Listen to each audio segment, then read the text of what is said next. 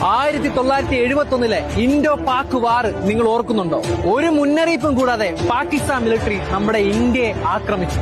എന്നിട്ട് മടി പതറാതെ ഇന്ത്യ തിരിച്ച് ഫുൾ ഫോഴ്സിലും പാകിസ്ഥാനെ തിരിച്ചാക്രമിച്ചു. ഇന്ത്യയുടെ തിരിച്ചടി താങ്ങാൻ കഴിയാതെ, ഒറ്റയ്ക്കൊന്ന് പിടിച്ചു നിൽക്കാൻ പോലും കഴിയാതെ പാകിസ്ഥാൻ അന്നത്തെ വൻ ശക്തികളായ അമേരിക്ക, ബ്രിട്ടൻ, ചൈന എന്നിവരുടെ സഹായം തേടുകയാണ്. അങ്ങനെ ഈ 4 കൂട്ടരും ഒരുമിച്ച് നമ്മുടെ ഇന്ത്യയെ ആക്രമിക്കാൻ തുടങ്ങി.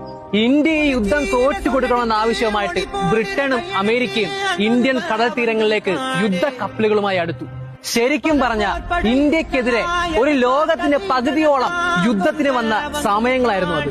എന്നാൽ നിസ്സഹായരായി ഒറ്റപ്പെട്ട് നിന്ന് നമ്മുടെ ഇന്ത്യയെ സഹായിക്കുവാൻ അന്ന് ഒരേ ഒരാളെ ഉണ്ടായിരുന്നുള്ളൂ, റഷ്യ. നമ്മുടെ സ്വന്തം റഷ്യ. അന്ന് ഇന്ത്യക്ക് വേണ്ടി ഇന്ത്യയെ ആക്രമിക്കാൻ വന്ന ആ 4 രാജ്യങ്ങളിലെ വിദ്വേഷം റഷ്യ സ്വയമേ ഏറ്റെടുത്ത് ഇന്ത്യയെ സപ്പോർട്ട് ചെയ്യാൻ വന്ന ദിനങ്ങളായിരുന്നു അന്ന്.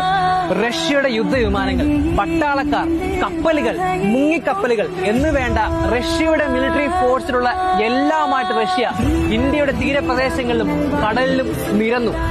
എന്നിട്ട് റഷ്യയുടെ ഒരു പ്രഖ്യാപനമുണ്ട്: ഇനി നിങ്ങൾ ഇന്ത്യയെ ആക്രമിച്ചാൽ അത് റഷ്യയെ ആക്രമിക്കുന്നത് പോലെയാണ്.